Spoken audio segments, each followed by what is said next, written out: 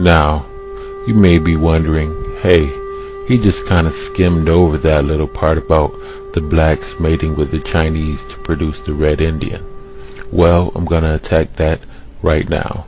You may be wondering, were there even blacks in China? And the answer to that is yes. There were indeed blacks in ancient China. The skeletal remains from southern China are predominantly Negroid. The people practiced single burials, which is an African ritual. In northern China, the blacks founded many civilizations. The three major empires of China was the Jia dynasty, the Shang Yin dynasty, and the Zhou dynasty.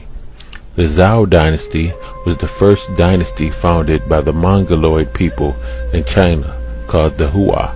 The founders of the Jia and the Shang came from the fertile African crescent by way of Iran. Chinese civilization began along the Yellow River. Here the soil was fertile, and black Chinese farmers grew millet 4,000 years ago, and later soybeans. They also raised pig and cattle. By 3500 BC, the blacks in China were raising silkworms and making silk. The cultural hero Huang Di is a direct link of Africa. His name is pronounced in Old Chinese as Yuhai Handi or Hu Nak Kunte. He was supposed to have arrived in China from the west in 2282 BC and settled along the banks of the Low River in Shaanxi. This literal translation of Huang Yi to Hu Nak Kunte is interesting because Kunte is a common clan name among the Manding speakers. The Africans or blacks that founded the civilization in China were often called Li Min, meaning black-headed people, by the Zhou dynasty. This term has affinity to the Sumero-Akudan term Sa-ge-ga, black-headed people. These Li Men are associated with the Chinese cultural hero Yao. We know very little about the sounds of the ancient Chinese because ancient Chinese was very different from Old Chinese and Middle Chinese and the modern Chinese dialects. This results from the fact that the Chinese dynasties were founded by a diverse ethnic group.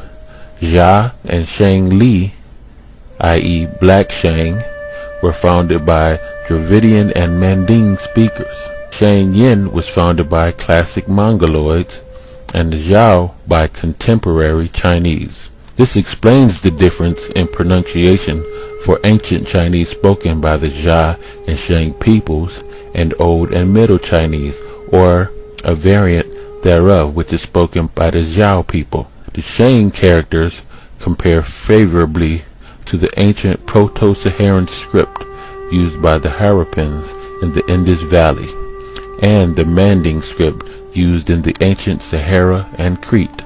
Clyde Winters outlined the spread of the Proto-Saharan script to Harappa and throughout the Sahara African and Asian by the Dravidians and the Manding.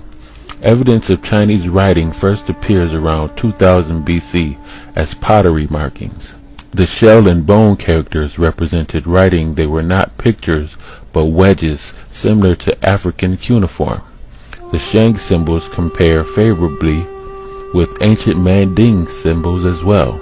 Although there are different contemporary pronunciations for these symbols, they have the same meaning and shape.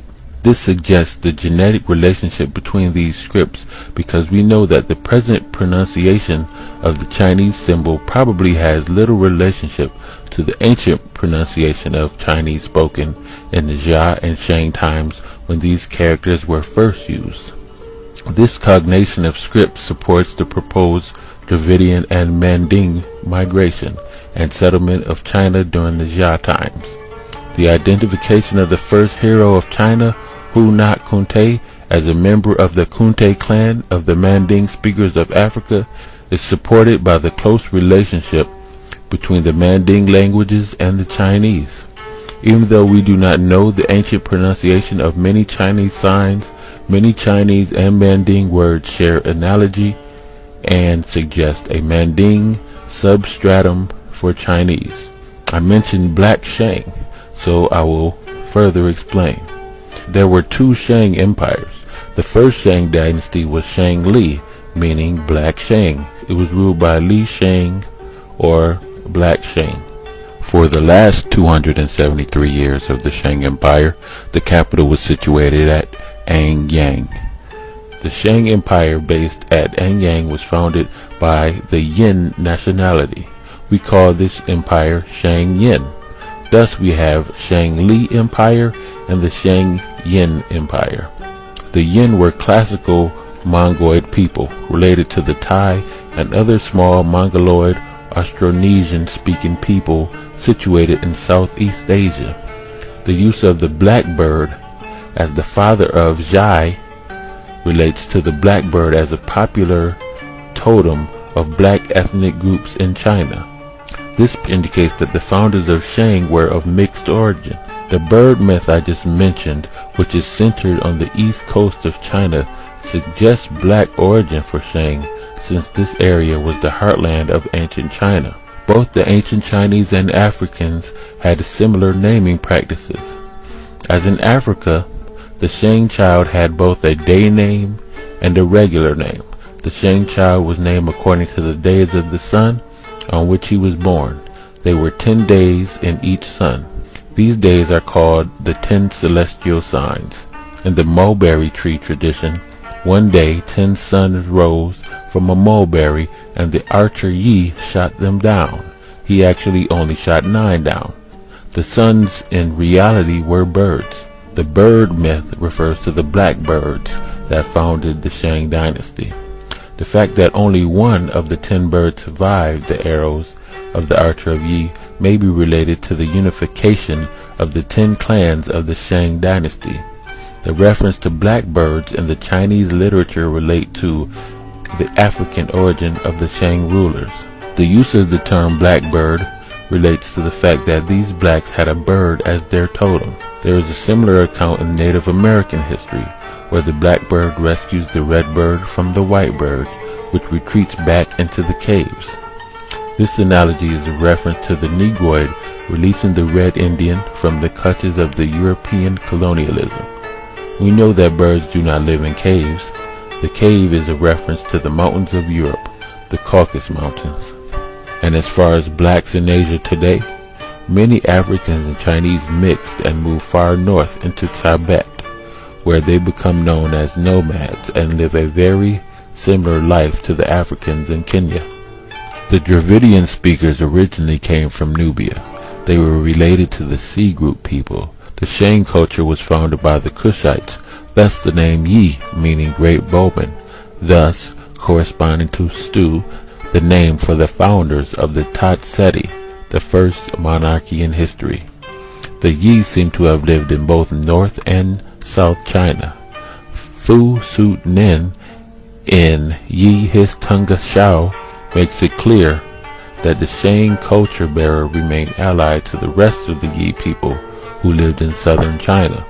The founders of Jia are usually referred to as Yue, as opposed to Yi. It would appear that most of Yi were Dravidian speakers, while Yue were Manding speakers. The first Shang king of Zhuan Wang, meaning black king. Zhuan means black. He was called Zhuan Di, meaning black emperor. The founder of the Shang dynasty was called Zhuan Nao, meaning black bird. Another Shang king was called Zhuan Mu, meaning black oxen. And the list goes on and on and on and on.